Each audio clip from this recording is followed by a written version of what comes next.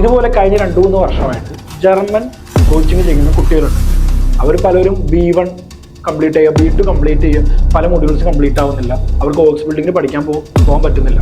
അവരൊന്നെങ്കിൽ നാട്ടിൽ ചേരാനോ അല്ലെങ്കിൽ വേറെ വിദേശ രാജ്യങ്ങളോ ചോദിച്ചു വരുന്നുണ്ട്, ഞങ്ങളുടെ ഓഫീസിലേക്ക് വരുന്നുണ്ട്.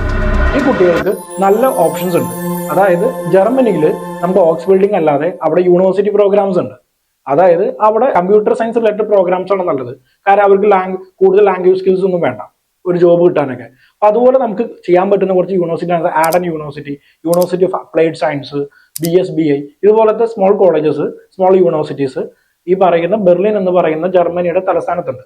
അപ്പോൾ ഇവിടുത്തെ പ്രോഗ്രാംസ് ചെയ്യുകയാണെങ്കിൽ അവർക്ക് ഇപ്പോൾ already A1 A2 B1 B2 German already പഠിച്ചത് കൊണ്ട് അവിടെ ഒരു പാർട്ട് ടൈം കിട്ടാൻ എളുപ്പമായിരിക്കും. ജർമ്മൻ ലാംഗ്വേജ് വെച്ചിട്ട് പാർട്ട് ടൈം കിട്ടാൻ എളുപ്പമായിരിക്കും.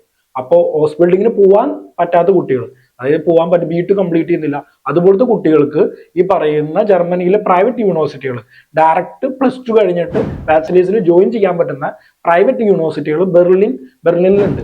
ഇതുപോലത്തെ ഓപ്ഷൻസ് അറിയണമെങ്കിൽ, ജർമ്മനിക്കുള്ള വിസ പ്രൊസീജിയർ അറിയണമെങ്കിൽ, ഇതുപോലത്തെ ഓപ്ഷൻസ് അറിയണമെങ്കിൽ ഒറീഗോ സ്റ്റഡി അബ്രോഡിനെ കോൺടാക്ട് ചെയ്യുക. കോൺടാക്ട് ചെയ്യുന്ന നമ്പറും കാര്യങ്ങളും ഡിസ്ക്രിപ്ഷനിൽ കൊടുത്തിട്ടുണ്ടാവും.